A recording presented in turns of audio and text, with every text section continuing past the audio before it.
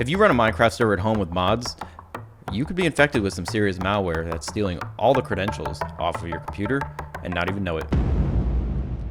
So Checkpoint Research came out with an article that says fake Minecraft mods being distributed by Stargazers Ghost Network, and they're stealing gamers' data. Once you've been infected with this malware, they're stealing credentials from your browsers, files on your desktop, cryptocurrency wallets you have installed, VPNs you have installed, Steam, Discord, Telegram, getting the contents of your clipboard, and even taking screenshots of your desktop. Now, I wanted to make this video because on my YouTube channel, I instruct people specifically how to create a modded Minecraft server using Docker to create a container image for that server and then run it. And it turns out in this particular scenario, if you were to go hardcore and try to sandbox these mods before running them, or even scan them for malware before running them, you wouldn't have found it anyway. So what I want to do with this video is I want to go over this article real quick, but then I want to go into some ways you can protect yourself when downloading Minecraft mods. So getting into the article, we're going to skip over the key points. Those are going to be explained in the article itself. Introduction, it just goes through what is Minecraft, right? We all know that it's this thing that as 20, 30, 40-year-olds, we stand up every 6 months, we put a ton of mods in it, we play with our friends for a month, and then we turn it off and we repeat this cycle every 6 months until we die. Checkpoint Research discovered malicious repositories distributing malware via the Stargazers Ghost Network. And the Stargazers Ghost Network is a network of GitHub accounts essentially operated by the threat actor or threat group Stargazer Goblin. And basically what they do is they interact with different GitHub repositories to appear legitimate. So it's a bunch of different accounts and they're forking repositories. They're making commits, PRs, archiving them, bringing them back. And they're including files and code within these repositories and creating releases that they hope you will download. And because you saw that the repository with the Minecraft mod, the malicious software, had a bunch of stars, that maybe you're going to believe that it's legitimate. Now, this particular campaign or the campaigns targeting Minecraft users are multi-stage, meaning that there are multiple different stages to the attack or the malware in order for them to get what they need.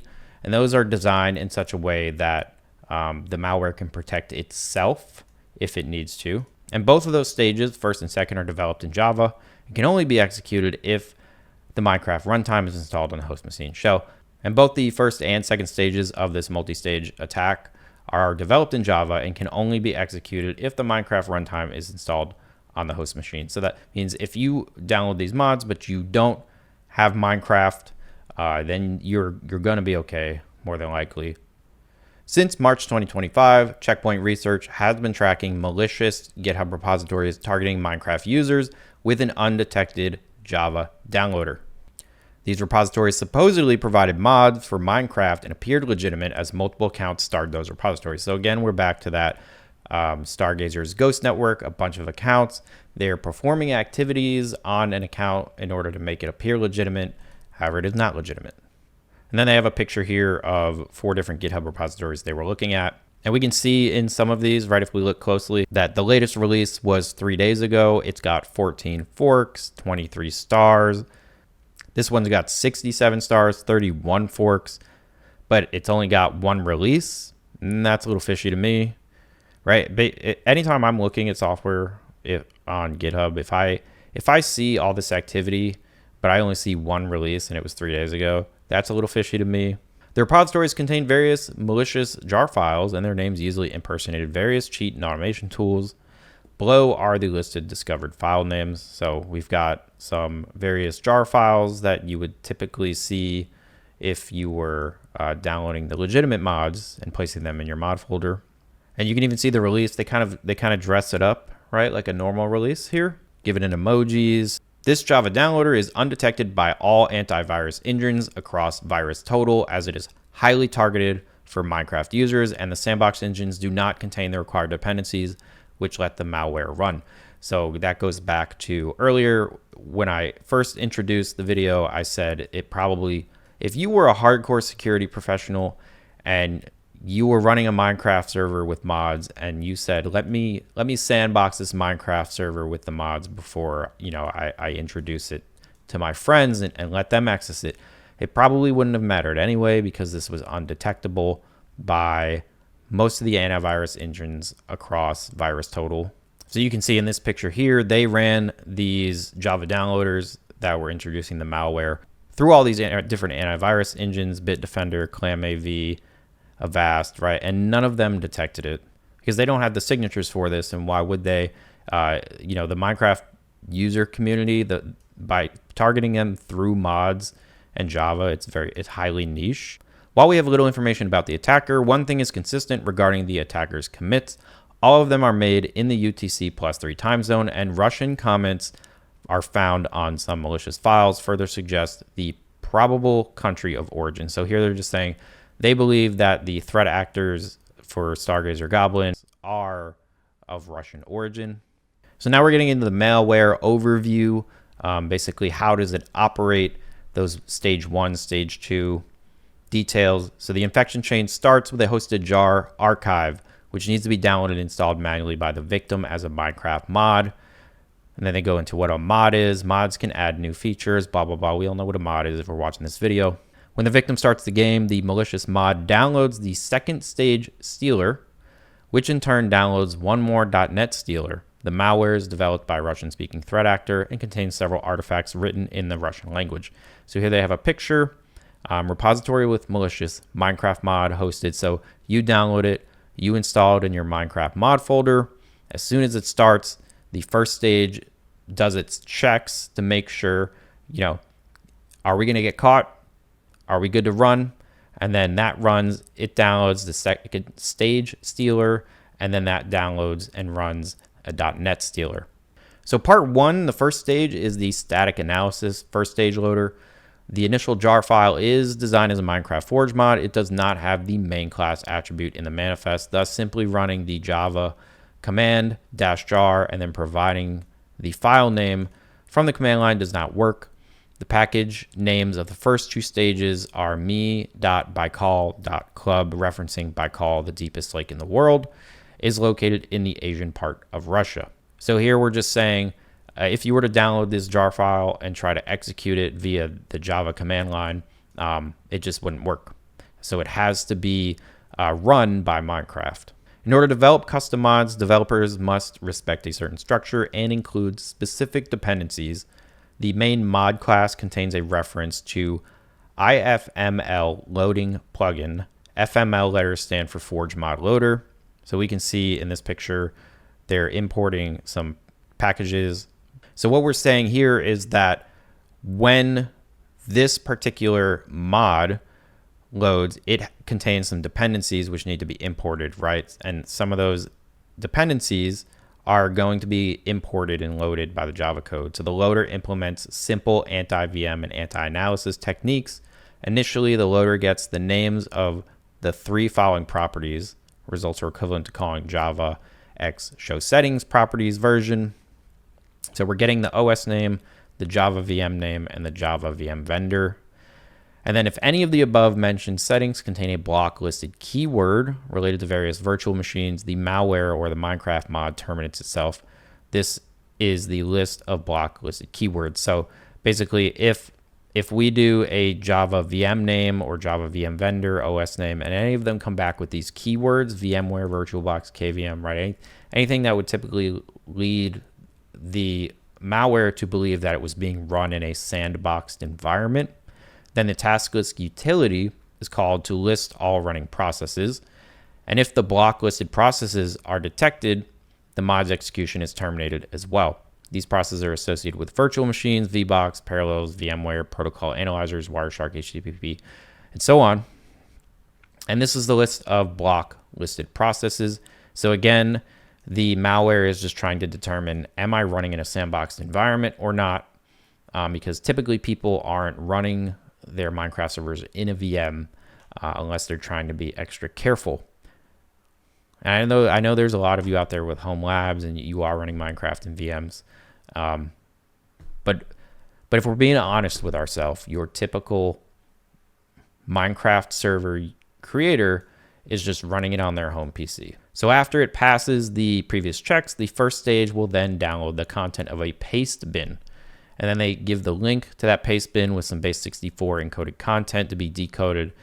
And then malware retrieves a link for the second stage.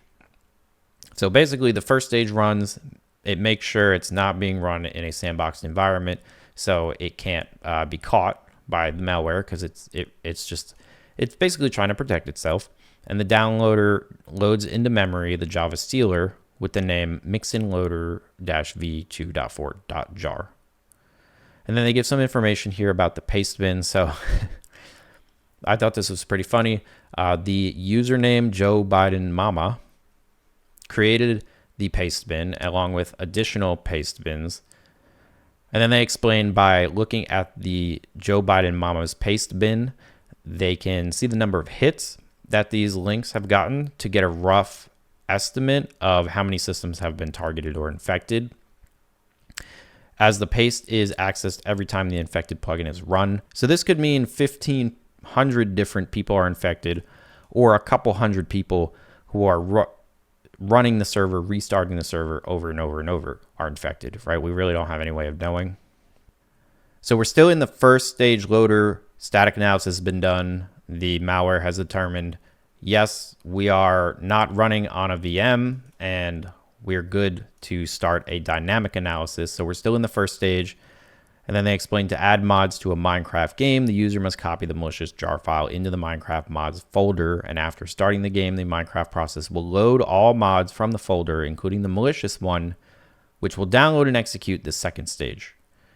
To run the malware dynamically, we decide to install legacy launcher. So this is Checkpoint saying that they're going to run it and run it dynamically using the legacy launcher. The Minecraft Forge version 1.8.9 is required, and as the metadata inside the MC mod info from the jar archive reveals that our malicious plugin requires this loader. So in order to get it running, they've identified this is the Minecraft Forge version that they need to run. So they've got the mod installed. They go ahead and they run the Minecraft client and install the proper type and version of mod loader. After the installation is complete, we can copy our malicious jar file into the mods directory, this path, and enter the game, which will activate our malicious mod. Executing the malicious jar plugin in a virtual machine, we can notice the execution of task list just before the malicious plugin exits due to the detection of the virtual machine environment. For demonstration purposes, we edit the original jar mod to execute Notepad instead of task list. Running such a modified mod executes Notepad as shown in the animation below. So here they've got an animation. So basically what they said they did here was they went ahead and tried to run Minecraft on a VM, and you can notice that the malicious plugin exits due to the detection that it's in a VM based on that part 1 that we looked at, right, where it's looking for these keywords and these running processes. And then when they went ahead and actually edited the jar mod, so they edited the malicious mod to execute Notepad instead of task list. So they hacked it so that when the malware ran this task list in the static analysis to look for any of these tasks, it instead executed Notepad, so it did not actually detect that it was inside of a VM. So now that it's running, we move on to the second stage, stealer. So when the loader successfully passes all the environment checks, it loads the main component, the stealer. Some samples may be obfuscated with skidfuscator. The interesting classes and functions of the stealer are shown in the listing below. So here they're showing some of the classes related to the stealer that's actually getting installed, that's going to be used to start stealing some of your stuff. And we can see in here they've got a class for Discord, steal Discord, HTTP, fetch URL, SSH access, download files, Telegram. And then here they're going over some of the classes and what they do. We're not going to go into this. Feel free to leave. Feel free to come here and read this yourself. I will leave a link in the description of the video. I thought this one was actually kind of interesting, the Discord class. So it's responsible for stealing your Discord tokens. And this one's a little interesting. So part 4, or the third stage .NET stealer, the SSH access class is responsible for downloading an additional stealer written in .NET. So not only do we have this stealer with all these classes that's going to be used to steal some of your stuff, We also have the SSH access class from this stealer. Where's it at? Right here, right? And it is going to use download file to actually go ahead and download a .NET stealer. So the SSH access class is responsible for downloading an additional stealer written in .NET and exfiltrating it to a Discord webhook. So basically they're trying to steal all your crap.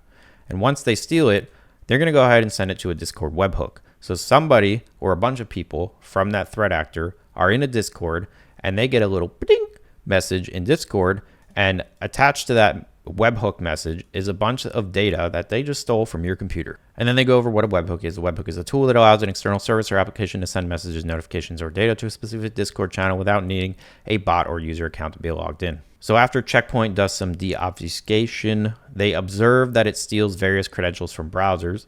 So Chromium, Edge, Firefox, they're stealing credentials from files on desktop, documents, user profile, cryptocurrency wallets. Then they name a bunch here: VPNs, NordVPN, OpenVPN, Steam, Discord, FileZilla, Telegram, and as well as collects information about the infected machine, such as running processes, the external IP address, the content of the clipboard. So if you're one of those people who likes to copy and paste your passwords, and takes a screenshot. So they're taking screenshots of your desktop as well. The stolen data are zipped and together with the following statistics commented in Russian and uploaded to the Discord webhook. So again, there's a bunch of bad people in Russia sitting in a Discord server waiting for all of your information to just show up in a Discord channel. Conclusion: a new Java-based malware downloader has remained largely undetected for an extended period. Disguised as Minecraft mods, these malicious Java archives often evade sandbox analysis due to missing dependencies. The Stargazers Ghost Network has been actively distributing this malware, targeting Minecraft players seeking mods to enhance their gameplay. What appeared to be harmless downloads were in fact Java-based loaders that deployed 2 additional stealers capable of exfiltrating credentials and other sensitive data. The threat actor behind these campaigns is likely of Russian origin. This case highlights how popular gaming communities can be exploited as effective vectors for malware distribution, emphasizing the importance of caution when downloading third-party content. And then they go into some protections here. So Checkpoint, threat emulation, and Harmony endpoint provide a comparable. So they're trying to push their software here, right? Telling you, hey, we can help protect you from this. And then they give some indicators of compromise. So they got some signatures here. So if you had any of these jar files, this would be the signature that your malware scanner would find to be like, hey, this is malware, right? So 2 days after that article came out, so right, that was published on June 18th. And then on June 20th, Symantec actually put out a protection bulletin that they are now protecting against this. And here's how they're protecting against it. So how do we tell first if we've already been infected, right? Well, we've already seen from the Checkpoint article that if we look at the pastebin results, that the number of hits was exceeding 1,500, but it wasn't that high. So chances are you're not infected. But if you just really want to be sure, what you really want to do is, first off, you're going to need some kind of antivirus software, right? And you're going to need to make sure that whatever virus software you do have, that the virus definitions for that software are up to date. Now, more than likely, all of the major players already have been updated, right? Broadcom Symantec has already said, based on this attack, these are the signatures that we're going to be looking for. So typically, if you're using the base Windows Defender that comes with Windows, which I imagine a lot of people are, those are going to get pulled in automatically. If you're one of those people that you decide you want to pull those in yourself once every 30 days, a quarter, whatever, you want to go ahead and do that, and then just run a scan to make sure you weren't infected. That's step 1. Step 2, I want you to be honest with yourself to figure out if you've been infected. Did you download anything from these GitHub repositories here listed on the Checkpoint page? Because if you did, you're more than likely infected.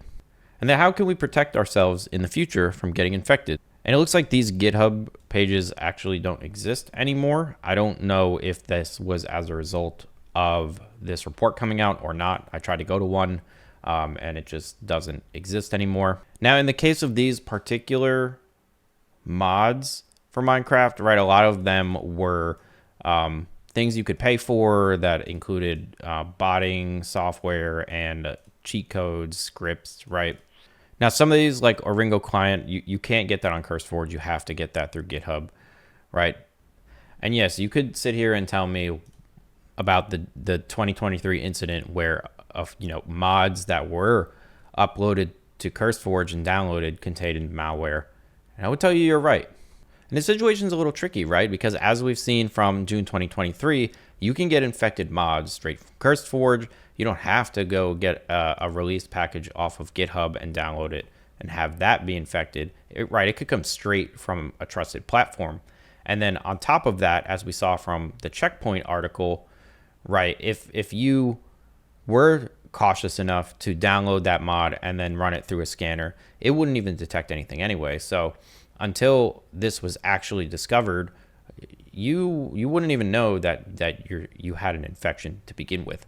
So really the best way you can protect yourself is by downloading from trusted sources and trusting that most of the time those trusted sources and platforms are doing their job.